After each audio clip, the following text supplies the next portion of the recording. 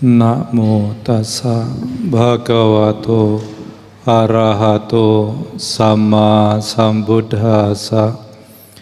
Namo tassa bhagavato arahato sama sambuddhassa.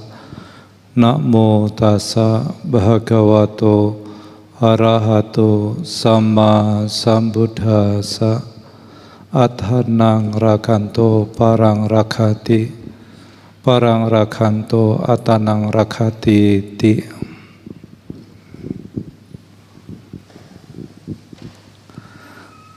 Ya, pertama-tama kepada pemimpin Puja Bakti yang kami hormati, Bapak, Ibu, saudara-saudara yang berbahagia, terimalah salam dalam Dhamma, Namo Buddhaya. Semoga semua dalam kondisi yang sehat dan bahagia ya. Pada kesempatan kali ini saya ingin menguraikan, tadi di awal sudah diambil satu kutipan dari kitab suci Samyutta Nikaya. Judul sutanya Sedaka Sutta. Sedaka Sutta. Siapa yang pernah baca Sedaka Sutta? Ada? Nanti dikasih hadiah yang sudah pernah baca. Belum pernah baca sama sekali. Ya, syukurlah. Ya. Kita umat Buddha, kita percaya kepada Sang Buddha. Ya, tentu kita harus mau tahu apa sih yang Buddha katakan, apa sih yang Buddha ajarkan, kita harus tahu. Jangan maunya mendengar saja. Ya. Kalau mendengar saja, yang ngomongnya salah nanti ikut salah. Jadi sekali-sekali kita harus menyempatkan untuk membaca khotbah-khotbah Sang Buddha. Sedaka Sutta ini cerita tentang akrobat bambu. Ya. Nanti saudara baca sendiri, ini PR ya. Judulnya Sedaka Sutta. Nah, Ibu Bapak Saudara-saudara, kalau kita perhatikan akhir-akhir ini di sekitar kita, kalau lihat berita-berita, ya, orang-orang sekarang ini cenderung kadang-kadang mengerikan juga membaca berita ya. Orang-orang begitu gampang emosi, sebentar-sebentar sukanya bakar-bakaran, ya, bunuh-bunuhan, ya. Sangat mengerikan. Kenapa orang-orang sekarang cenderung lebih mudah untuk menyakiti satu dengan yang lain? Ya toh? Kalau baca berita, orang lagi tidur-tidur nyenyak diculik. Ya. Dibawa pergi. Ya. Ini mengerikan kondisi-kondisi sekarang. Dalam kondisi-kondisi yang seperti ini, kadang-kadang keamanan itu menjadi satu hal yang mahal dan satu hal yang sangat dibutuhkan untuk kita bisa hidup dengan tenang. Dan perlindungan ini harus kita kembangkan. Karena didorong kekhawatiran, rasa takut, orang mencari perlindungan ke sana ke sini. Ya. Kalau rumahnya besar, pagarnya tinggi-tinggi. Kalau satu lapis kurang, ditambah lagi jadi 3 lapis. Ya. Kenapa sebetulnya? Karena kekhawatiran, karena takut, karena merasa tidak aman, jadi membutuhkan perlindungan. Dalam Sedaka Sutta ini Sang Buddha menjelaskan bahwa kalau kita melindungi diri kita sendiri dengan baik, itu berarti kita melindungi orang lain. Kalau kita melindungi orang lain, sama artinya juga kita melindungi diri sendiri. apapun yang terjadi di dunia ini kan saling berhubungan, tidak berdiri sendiri. Sang Buddha menjelaskan bagaimana caranya kita melindungi diri kita sendiri. Dengan melindungi diri sendiri berarti kita juga melindungi yang lain. Bagaimana caranya? Bukan dengan membangun tembok tinggi-tinggi, pagar yang berlapis-lapis, bukan demikian. Sang Buddha mengajarkan kita untuk kita melindungi diri sendiri berarti melindungi orang lain dengan cara mengembangkan kesadaran. Ya. Mengembangkan 4 landasan kesadaran. Dalam bahasa Pali sering disebut sebagai Satipatthana, 4 landasan kesadaran. Satipatthana ini juga sering diterjemahkan sebagai mindfulness. Pernah dengar istilah mindfulness ya? Apa itu mindfulness? Mind itu pikiran, full itu artinya pikiran yang penuh dengan bentuk-bentuk pikiran ya.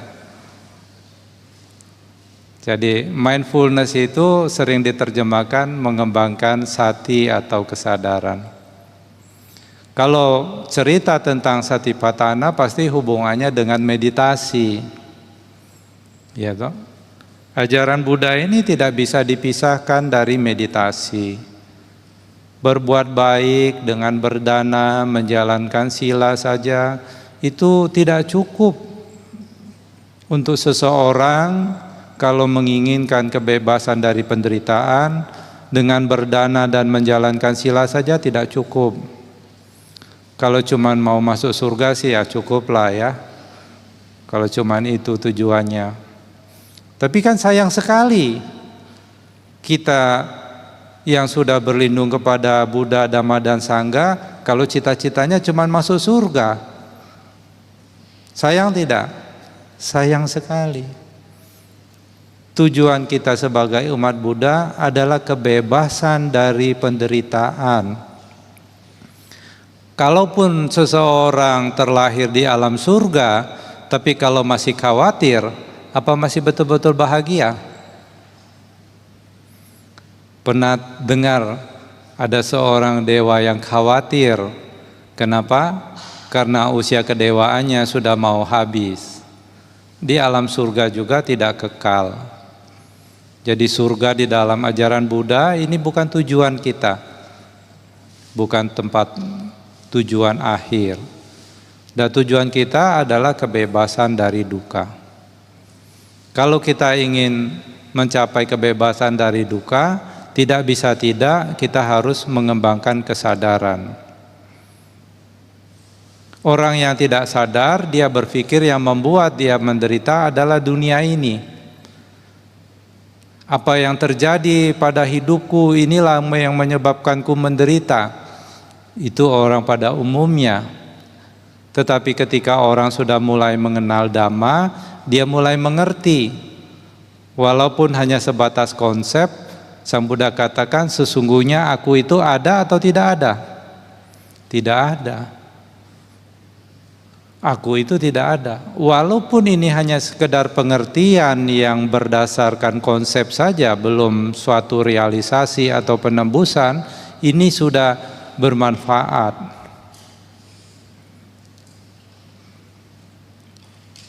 Dan orang umumnya berpikir yang menderita itu dirinya. Kenapa? Karena orang lain mencela, karena keinginannya tidak tercapai.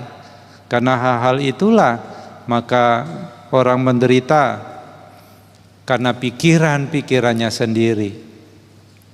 Setelah kita mengembangkan kesadaran, maka kita menjadi lebih jelas, kita bisa melihat dengan lebih jelas lagi bahwa sebetulnya apa yang disebut aku, pikiranku, perasaanku itu tidak ada.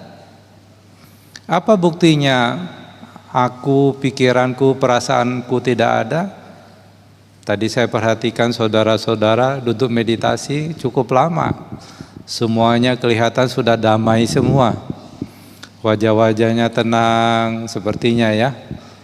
Dalamnya seperti apa saya tidak tahu, tapi penampakan luarnya tenang semua kelihatan. Ya. Ketika saudara duduk meditasi, ya, muncul tidak bentukan-bentukan berpikir? Bentukan berpikir seperti apa yang seharusnya muncul atau seharusnya tidak muncul? Bisa saudara atur? Tidak. Muncul tidak bentukan-bentukan perasaan? Perasaan seperti apa yang tidak boleh muncul atau perasaan apa yang seharusnya muncul? Bisa diatur? Dia tidak bisa kita atur. Bagaimana kita bisa mengatakan ini perasaanku, ini pikiranku, sementara kalau kita melihat dia muncul suka-suka dia. Jadi dengan berlatih meditasi kita mampu melihat dengan jelas. Ternyata pikiran ini selalu muncul, lenyap, muncul, lenyap. Apa yang muncul objeknya tidak bisa kita atur. Kadang-kadang sesuatu yang tidak kita sukai juga muncul, betul tidak? Sesuatu yang kita tidak harapkan juga muncul. Kalau sudah muncul, bisa kita usir dia seketika? Bisa? Tidak bisa juga. Kalau dia sudah muncul, kita tidak mau dia ada di situ, kita ingin dia pergi, pikirannya bisa seketika pergi? Tidak juga. Jadi dengan kita mulai berlatih meditasi, mengembangkan kesadaran, kita menjadi tahu bahwa pikiran muncul, lenyap, perasaan muncul, lenyap, suka-suka dia. Suka-suka dia. Tapi karena kita sudah terbiasa mengatur sesuatu, bahwa kita menganggap segalanya milikku, ini tubuhku, ini pikiranku, ini perasaanku, kita sudah terbiasa mengatur segalanya, kita ingin mengatur apa yang bukan milik kita. Ketika saudara mencoba mengatur apa yang bukan milik saudara, kenapa saudara mau mengatur yang bukan milik saudara? Karena kebodohan batin. Saudara menganggap pikiran, perasaan, jasmani sebagai milik saudara. Saudara mau atur, saudara menderita. Ketika saudara duduk meditasi, muncul tidak ketidaknyamanan pada jasmani, mungkin kesemutan, mungkin sakit, muncul? Bagaimana ketika mengalami ketidaknyamanan jasmani atau sakit, batinnya seperti apa? Batinnya gembira ya, kalau kakinya lagi sakit, akhirnya sakit juga gitu. Umumnya bagaimana kita bereaksi? Saudara-saudara bereaksi umumnya bagaimana? Muncul penolakan. Muncul penolakan, muncul ketidaksenangan ketika jasmaninya mengalami sakit atau ketidaknyamanan. Begitu tidak? Kenapa muncul penolakan? Kenapa muncul ketidaksenangan? Karena seseorang sudah terbiasa nyaman, terbiasa enak, terbiasa senang. Guru Agung kita Sang Buddha sebelum beliau mencapai pencerahan sempurna, sebelum beliau meninggalkan istana, hidupnya itu sudah terbiasa. Terbiasa senang, terbiasa nyaman, terbiasa jadi orang kaya. Apa yang mau semuanya bisa didapatkan.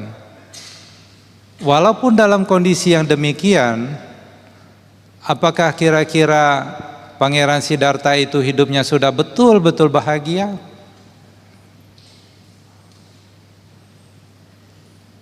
Saya yakin saudara juga pernah mengalami kondisi yang nyaman, apa saja ada, semuanya cukup. Kira-kira apa sudah betul-betul bahagia? Ada tidak sedikit banyak perasaan kok sepertinya ada yang kurang, ada ketidakpuasan. Lihat buku rekening, nolnya banyak. Ya, nolnya banyak tapi depannya harus ada angkanya ya. Kalau nol semua tidak ada angkanya. Ya.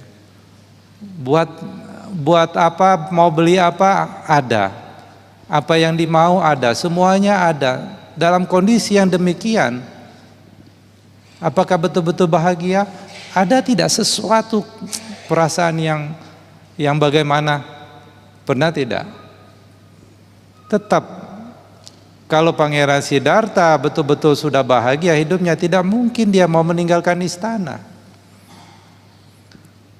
Karena dia memahami, walaupun semuanya ada, kepingin apa juga sudah bisa dibeli, semuanya pokoknya lengkap, masih ada sesuatu yang tidak memuaskan batin. Apa itu? Karena kita sudah terbiasa, ya, terbiasa nyaman. Kenyamanan itu kalau berlangsung terus atau tidak berubah-ubah, dia terus nyaman, apa terus otomatis membuat batin seseorang bahagia? Kenyamanan yang tidak berubah itu akan menjadi sesuatu yang membosankan.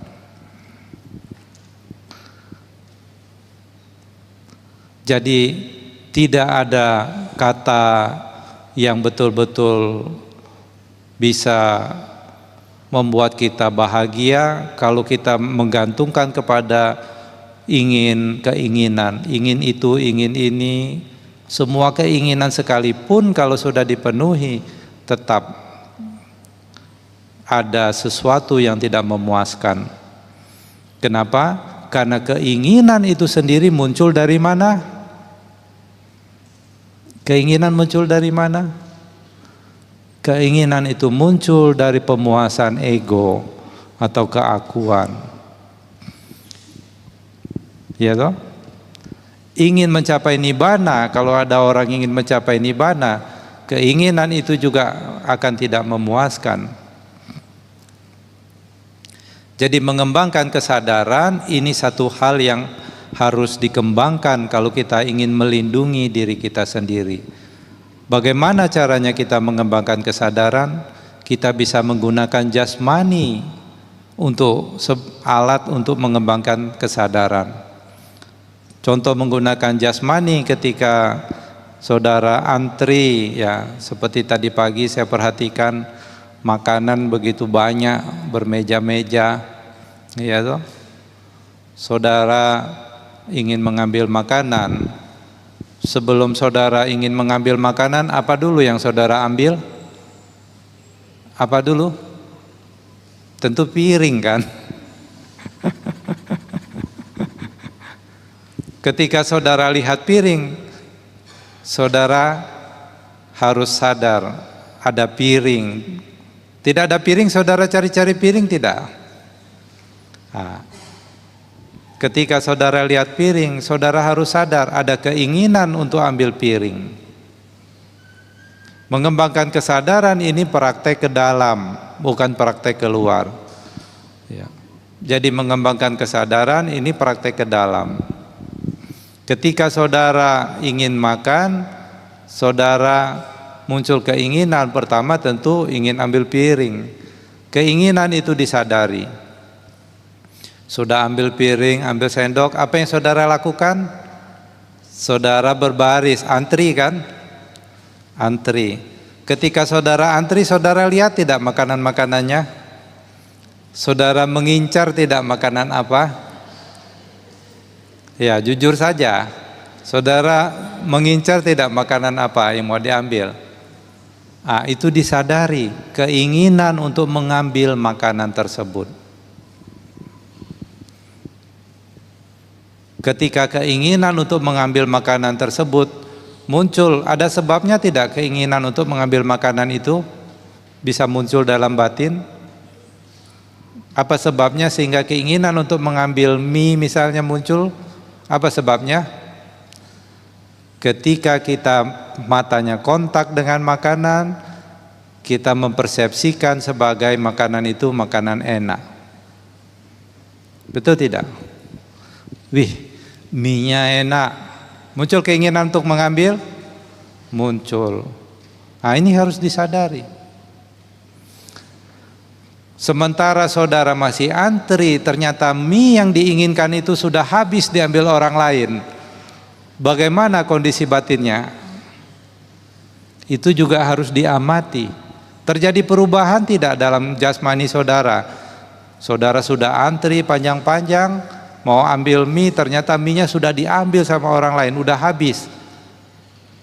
Ada perubahan tidak pada jasmani? Ada perubahan tidak pada batin? Kalau saudara mengamati Batin yang berubah berarti saudara menggunakan jasmani juga sebagai alat untuk mengembangkan kesadaran. Kalau kita ingin ambil mie, mie-nya sudah habis, muncul perasaan tidak? Perasaan apa yang muncul? Perasaan tidak senang. Itu juga diamati. Kita juga bisa menggunakan perasaan untuk mengembangkan kesadaran. Bukan hanya kita merasa tidak senang, muncul tidak bentukan-bentukan berpikir? Bentukan-bentukan berpikir juga bisa muncul. Kalau begitu saya besok saya harus cepat-cepat lah. Kalau gitu saya di depan duluan dah. Itu juga harus disadari. Jadi pikiran, perasaan ini terus muncul lenyap di dalam batin kita. Kalau itu tidak kita sadari, maka pikiran itu kita anggap sebagai pikiranku. Perasaan itu kita anggap sebagai perasaanku. Kalau kita sudah anggap pikiran sebagai pikiranku, perasaan sebagai perasaanku, maka ada landasan penderitaan untuk muncul. Tapi kalau saudara misalnya antri makanan, mengambil makanan dengan penuh kesadaran, saudara akan pasti tahu. Ketika pegang piring, saudara tahu. Ada rasanya tidak pegang piring? Saudara tahu. Saudara lihat makanan, saudara tahu. Kalau orang lihat makanan, mau ambil makanan, tidak berkesadaran, apa yang ada di pikirannya? Makanan apa yang enak? Saya tidak percaya yang tadi pagi ya, siapa yang antri makanan ya? Ada tadi yang ikut antri makanan tadi pagi? Ada? Tidak ada, orang baru semua. Saya tidak percaya ada satu saja di antara sekian banyak orang yang antri makanan berpikir ketika lihat makanan begitu banyak, yang ada di pikirannya, makanan apa ya yang sehat untuk saya?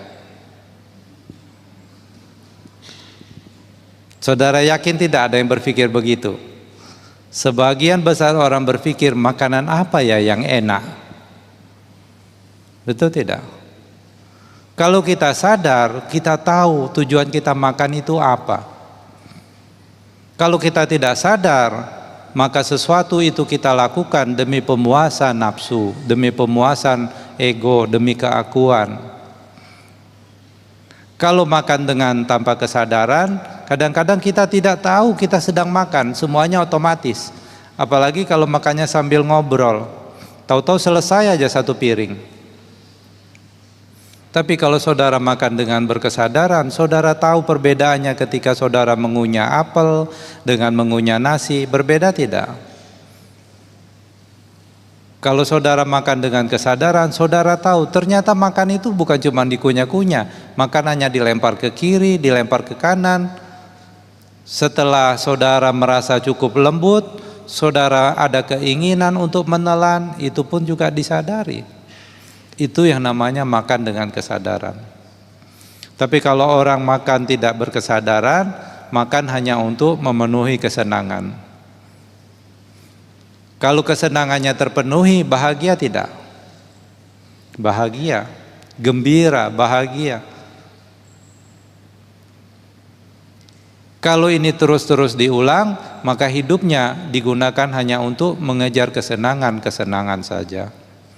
Sementara apapun yang menyenangkan, pada akhirnya itu akan berubah menjadi membosankan.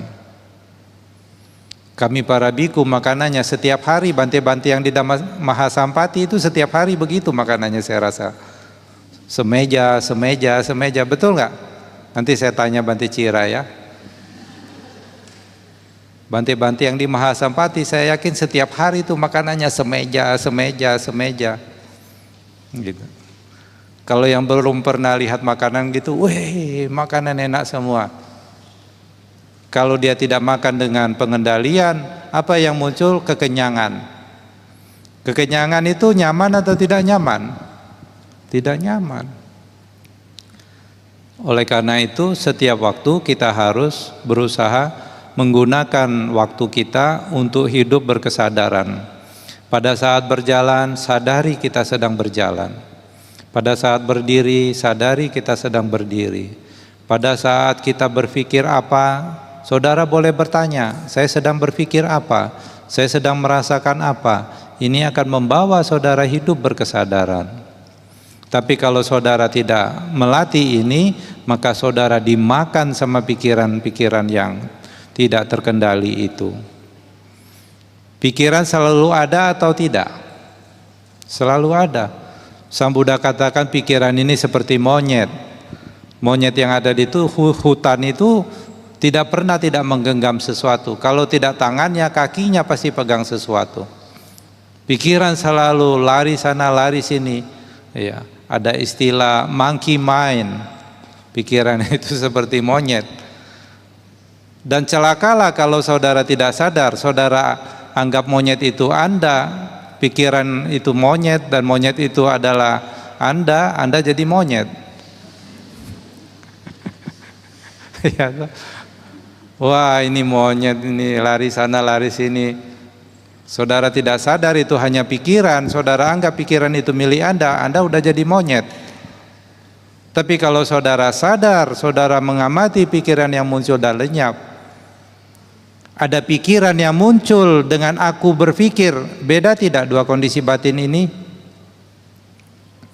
Aku berpikir dengan ada pikiran yang muncul, sama tidak dua kondisi batin ini? Berbeda. Kalau saudara berpikir aku yang berpikir, ini pikiranku, perasaanku, saudara sudah jadi monyet itu. Tapi kalau saudara bisa mengamati perasaan sebagai perasaan, ada perasaan yang muncul, ada pikiran yang muncul, pikiran ini muncul ada sebab, maka saudara bukan jadi monyet, tapi jadi tuan dari monyet itu. Kalau saudara sudah jadi tuan dari monyet itu, terserah monyetnya mau diapain. Ya toh? Begitu juga dengan jasmani. Ketika muncul ketidaknyamanan jasmani, langsung otomatis seketika karena kebiasaan, begitu tidak suka, saudara langsung menolak. Saudara langsung tidak senang. Rasa sakit, wah tidak suka, langsung saudara menolak. Langsung berubah menjadi penderitaan. Kenapa? Karena tidak sadar. Jadi kalau kita hidup berkesadaran, saudara antri makanan, saudara waspada, makan secukupnya. Jangan karena pikir, wah itu enak, makan banyak-banyak, ambil banyak-banyak. Kalau sudah begitu, tidak berkesadaran. Ingat orang belakang tidak? Orang di belakangnya antrinya masih panjang, dia tidak peduli. Kalau makanannya enak, langsung dia ambil karena dia tidak sadar. Makan banyak-banyak, orang di belakang tidak kebagian. Orang yang di belakang jengkel tidak? Jengkel tidak? Jengkel. Jadi kalau kita hidup berkesadaran, semakin kita hidup sadar, semakin sadar, maka semakin kecil kita melakukan kesalahan. Untuk makan sebetulnya kita tidak butuh banyak-banyak. Kalau hanya untuk menunjang kebutuhan jasmani ya. Tapi kalau untuk menunjang keinginan, walaupun habis makan, kupingnya dengar suara mangkok di kenteng, teng, bakso begitu, langsung ya. Sudah habis makan bakso, pergi jalan kemana, lihat mie goreng langsung gitu. Makan 1-2 sendok, nggak enak, langsung tinggal. Jadi bagaimana caranya supaya makanan itu semuanya enak? Bagaimana caranya? Ini rahasia saya kasih tahu. Ya. Kalau saudara puasa, makan apa saja jadi enak. Tapi kalau sudah kenyang, makanan seenak apapun jadi tidak enak. Jadi kalau para biku ya, biasanya kalau kita makan sehari sekali, ya 1 hari makan 1 kali, itu semua makanan enak. Gitu. Tapi kalau sehari 2 kali, ini jam 7 makan, nanti jam 11 makan lagi. Makanannya semeja gitu. Makanannya baru dilihat aja perutnya sudah kenyang. Gitu. Ya, jadi mengembangkan kesadaran. Kita bisa menggunakan jasmani untuk mengembangkan kesadaran. Di rumah bisa tidak kita mengembangkan kesadaran? Bisa. pada saat saudara beraktivitas di dapur misalnya, saudara sedang mengiris sesuatu, saudara betul-betul perhatikan. Jadi aktivitas apapun kita bisa menyadari. Kalau kita bisa menyadari setiap aktivitas jasmani, maka kesadaran kita menjadi kuat. Kalau bisa mengamati jasmani dengan baik, mengamati batin lebih mudah. Perasaan lebih mudah, bentuk pikiran lebih mudah. Saudara pernah mengetahui ada orang yang jengkel, kapan ingat dia marah lagi, padahal kejadiannya sudah lama.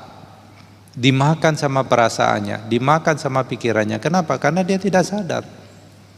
Kalau dia sadar, perasaan bukan milik dia, perasaan muncul suka-suka, pergi juga suka-suka, biarin aja seperti apa adanya, maka saudara tidak terpengaruh. Ya, saudara tidak terpengaruh. Tapi kalau saudara tidak sadar, begitu perasaan tidak menyenangkan muncul, langsung bentuk-bentuk pikiran juga muncul, langsung saudara hanyut. Dan kalau orang tidak sadar, maka pikiran itu akan menguasai dirinya. Kalau orang sudah dikuasai oleh pikirannya, digulung sama pikirannya, pernah dengar orang tidak bisa tidur 2-3 hari bahkan 1 minggu, tidak bisa tidur. Kenapa? Karena banyak pekerjaan? Tidak. Karena dia tidak bisa menyadari pikiran sebagai pikiran. Dia anggap pikiran itu adalah miliknya. Kalau itu yang terjadi, maka pikiran itu menguasainya. Dan kita sebagai umat Buddha, kita bersyukur Sang Buddha menjelaskan bahwa aku sesungguhnya tidak ada. Perasaan bukan milikku, bukan diriku, bukan aku. Bentuk pikiran bukan aku, bukan diriku, bukan milikku. Dan ini bisa dibuktikan. Kalau lagi jengkel, berdiri depan kaca, saya sedang jengkel nih, perasaan jengkel. Saya kasih waktu 2 menit perasaan jengkel untuk pergi. Perhatikan, pergi nggak dia 2 menit? Semakin saudara ingin dia pergi, semakin dia pergi tidak? Semakin dia duduk diam di situ. Kadang-kadang ada orang datang cerita gini, Bante gimana ya caranya Bante supaya saya bisa melupakan dia. Semakin ingin melupakan dia, dianya semakin di situ. Ya. Kenapa? Karena dia muncul bukan kita undang, pergi juga tidak bisa kita usir. Biarkan seperti apa adanya. Ketika saudara bisa melihat pikiran, batin sebagai apa adanya, jasmani sebagaimana apa adanya, tidak ada masalah. Ya. Bisa tidak orang terhindar dari sakit jasmani? Bisa tidak? Orang terhindar dari sakit jasmani? Bisa? Tidak bisa. Punya kaki bisa sakit kaki, punya gigi bisa sakit gigi, punya punggung bisa sakit punggung. Ya toh? Karena tidak bisa Sang Buddha mengajarkan kepada kita untuk merenungkan, aku wajar mengalami sakit, aku tak akan mampu menghindari sakit. Karena apa? Karena tidak bisa yang namanya sakit jasmani dihindari. Terhadap sesuatu yang tidak bisa dirubah, terhadap sesuatu yang tidak bisa dihindari, apa yang harus kita lakukan? Apa yang harus kita lakukan? Menerima. Ketika saudara sudah mulai bisa menerima, tidak ada masalah. Jadi orang menderita bukan karena dunia ini, orang menderita bukan karena ada yang mencela, orang menderita bukan karena sesuatu yang datang dari luar. Orang menderita karena ketidakmampuan dia menerima kenyataan seperti apa adanya. Ketidakmampuan melihat kenyataan seperti apa adanya karena apa? Karena lemahnya kesadaran. Kalau kesadarannya lemah, dia selalu tertipu. Diibaratkan seperti orang jalan di hutan, ya gelap, ya kesadarannya lemah itu seperti senternya itu remang-remang tidak terang. Kalau senternya remang-remang tidak terang, dia lihat sesuatu jadi jelas atau tidak jelas? Tidak jelas. Ketika dia lihat akar, pikirannya bilang ular. Takut tidak? Siapa yang membuat takut? Pikirannya. Padahal kalau diselidiki, diamati, dilihat lagi lebih dekat, ternyata itu adalah akar, bukan ular. Ketika seseorang mampu melihat seperti apa adanya, akar sebagai akar, dia khawatir tidak? Dia takut tidak? Tidak. Jadi penderitaan muncul karena kita selalu ditipu oleh pikiran-pikiran, persepsi, perasaan. Karena apa kita selalu ditipu? Karena tidak sadar. Harusnya saya ini sehat, badan ini harusnya normalnya sih sehat. Sehat kok normal. Sakit itu juga normal. Ya, ini perut saya kenapa ya? Kok enggak normal ya? Sakit. Sakit sehat normal atau tidak normal? Normal tidak? Normal. Kalau saudara bisa memahami ini dengan kesadaran yang sepenuhnya, sakit ya hanya sekedar sakit. Kalau sakit diapain? Diapain kalau sakit? Diobati. Kalau sudah diobati bisa sembuh? Bisa. Bisa tidak sembuh? Bisa. Kalau tidak sembuh? Kalau tidak sembuh? Mati. Mati normal atau tidak normal? Normal kan? Jadi sebetulnya kalau kita bisa melihat segala sesuatu sebagai normal, masalahnya di mana? Masalahnya ada di mana? Masalahnya ada di ketika batin kita tidak bisa menerima kenyataan yang normal sebagai normal. Itu jadi masalah. Sakit ya normal. Kalau sakit bagaimana? Obati. Waduh Bante, saya tidak punya uang, pakai daun-daunan. Iya toh. Kalau nggak sembuh Bante ya mati. Memangnya mau hidup terus orang? Iya toh. Jadi kalau mau bahagia, belajar melihat realita sebagaimana apa adanya. Tapi bagaimana mungkin seseorang bisa melihat realita sebagaimana apa adanya? Begitu berhadapan dengan realita, dia lari, dia pergi, ya toh? Jadi kalau kita mau melindungi diri sendiri, kita harus mengembangkan kesadaran. Rasa sakit normal atau tidak normal? Normal. Kalau saudara duduk lama, pasti sakit. Saya Dao itu udah 20 tahun, 30 tahun guru meditasi. Selama dia punya kaki, dia bisa sakit kaki. Boleh tanya. Kemarin ada saya Dao Pandita, ya. Ada ya di sini ya. Datang juga ke tempat saya di Bangka. Boleh tanya kalau datang lagi, saya Dao, sudah latihan 30 tahun masih sakit kaki tidak?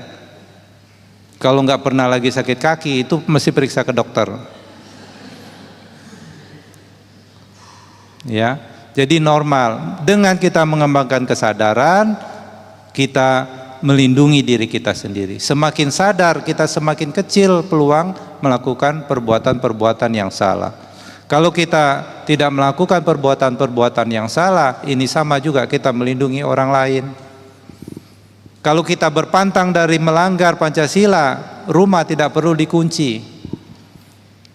Kalau orang Medan ini semuanya berpantang tidak melanggar Pancasila, dia hidupnya sesuai Pancasila Buddhis, pagarnya nggak perlu 3 lapis. Tapi sepanjang jalan saya perhatikan teralisnya rapat-rapat, pagarnya berapa lapis, ini pasti tidak aman ini. Kalau di Bangka tempat saya tidak dipagar, ya, tidak ada pagarnya. Ya orang nggak ada apa-apa juga ya. Nah, jadi begitu. Kalau kita mengembangkan kesadaran, secara tidak langsung akan membuat hidup kita lebih baik. Hidup berkesadaran akan membuat hidup kita lebih kecil peluang melakukan kesalahan. Kalau kita tidak melakukan perbuatan yang buruk, sama saja kita melindungi orang lain. Bagaimana caranya melindungi orang lain? Kalau kita melindungi orang lain berarti melindungi diri sendiri. Caranya bagaimana? Dengan mengembangkan kesabaran, khanti. Bagaimana caranya mengembangkan kesabaran? Gampang, nggak usah ngapa-ngapain, duduk diam aja, saudara sudah belajar mengembangkan kesabaran. Apa hubungannya Bante duduk diam dengan mengembangkan kesabaran, mengembangkan kanti? Itu kalau saudara bisa duduk diam, misalnya 1 jam saja saudara duduk diam, otomatis kalau itu saudara kembangkan terus, saudara jadi sabar. Apa sih sebetulnya sabar itu? Sabar itu apa? Sabar itu tidak lain kemampuan menahan ketidaknyamanan, kemampuan untuk menerima sesuatu yang tidak nyaman, tidak sesuai. Dengan kata lain, kemampuan untuk tahan derita. Itu sabar. Sekarang pengen sabar, tetapi tidak mau latihan supaya sabar. Duduk diam sebentar, ya belumlah sakit sekali lah ya. Sepengalaman saya ketika duduk meditasi, sakit itu misalnya kalau bisa diukur dari 1 sampai 10 intensitasnya, begitu duduk sakit muncul, enggak langsung 10 sepengalaman saya. Ada yang begitu langsung 10 sakitnya, poinnya. Biasanya kan 3, 5, 7 kan begitu bertahap. Artinya apa? Ketika kita duduk meditasi, muncul ketidaknyamanan fisik, mungkin sakit, mungkin kesemutan, mungkin gatal. Sebetulnya kita masih mampu untuk bertahan sebetulnya, betul tidak? Tapi begitu rasa tidak nyaman karena kita selalu ingin nyaman, melekat dengan kenyamanan, ketemu tidak nyaman, kita langsung menolak. Sakit sedikit langsung rubah posisi, gatal sedikit garuk, ya. Gatal garuk.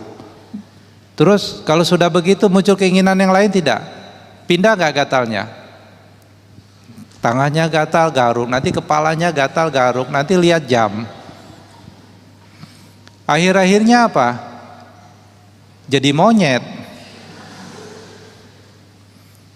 Dia jadi budak dari monkey mind itu. Kenapa? Dia jadi budak dari pikirannya. Pikirannya perintahkan garuk, garuk. Pikirannya perintah lihat jam, lihat jam. Pikirannya perintah pindah posisi, pindah posisi. Pikirannya perintah bangun, bangun. Pikirannya perintah udahlah jalan-jalan aja lah, udah pergi dia. Ya. Jadi duduk diam, belajar mengamati. Rasa sakit sebagai rasa sakit. Rasa sakit sebagai wajar. Ini satu latihan mengembangkan kesabaran. Ya.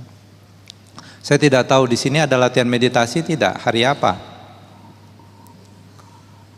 Ada hari-hari tertentu latihan meditasi? Ada sebanyak ini. Yang latihan meditasi ada sebanyak ini, sama. Sebetulnya saudara duduk diam lebih penting daripada dengar-dengar begini terus keluar pintu lupa. Duduk diam itu saudara mengalami sendiri, ya toh? Duduk diam, saudara mengalami sakit. Ketika sakit muncul, saudara mengalami bagaimana batin menolak rasa sakit itu. Kalau saudara dengar begini, saudara ketawa-ketawa, saudara happy, keluar dari pintu saudara lupa. Ya toh? Sudah berapa banyak saudara dengar Dhamma? Kan ini bukan pertama kali. Ada tidak perubahan yang signifikan? Kalau mau berubah cepat, saudara ngalami sendiri. Duduk diam, bagaimana pikirannya berontak, bagaimana pikirannya ini terus menyeret-nyeret. Itu dialami. Jadi duduk diam, belajar menerima ketidaknyamanan, ini latihan mengembangkan kesabaran.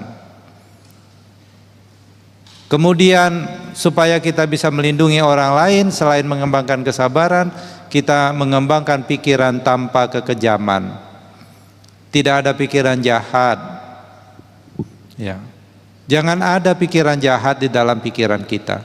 Bagaimana kita tahu pikiran kita jahat atau tidak kalau kesadaran saja tidak dikembangkan? Kalau kita mau tahu isi pikiran kita, kembali kita harus mengembangkan kesadaran.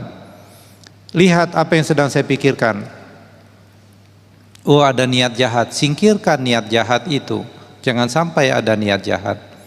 Kalau di dalam pikiran kita tidak ada niat jahat, pikiran kita cinta kasih, ini yang ketiga, mengharapkan orang bahagia, tidak orang supaya menderita, maka orang akan aman. Orang dekat-dekat kita tidak takut, merasa nyaman. Binatang-binatang pun dekat kita dia tidak takut. Ya. Dan yang keempat, dengan mengembangkan kepedulian. Apa yang bisa kita bantu untuk meringankan orang lain punya beban, kita lakukan sesuai kemampuan kita. Ya. Kita punya tenaga, kita bisa kasih tenaga. Wah, Bante saya tidak punya secara materi, tidak apa-apa. Saudara bisa berdana tenaga, membantu, ya, menolong orang lain yang membutuhkan. Dengan melakukan hal ini berarti kita menjaga orang lain. Kalau kita menjaga orang lain juga akan menjaga diri kita. Jadi perlindungan yang sejati, ini yang Sang Buddha ajarkan kepada kita. Kalau rumah pagarnya kita tinggi-tinggi, kita jahat sama orang, pagarnya bisa dirobohin orang. Betul tidak? Tapi kalau saudara membangun pagarnya itu dari mangkok,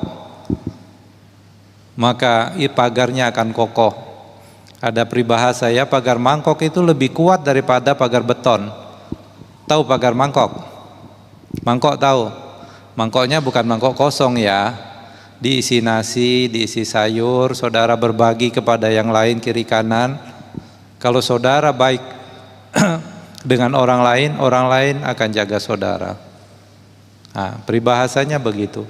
Tapi kalau kita bikin pagar tinggi-tinggi, kita tidak baik sama orang lain, tidak peduli, kita tidak sabar, ya, kita punya pikiran jahat, maka kita sama saja mencelakai diri kita sendiri suatu hari nanti. Nah, inilah yang Sang Buddha katakan, dengan melindungi diri sendiri, kita melindungi orang lain. Bagaimana caranya melindungi diri sendiri? Mengembangkan kesadaran.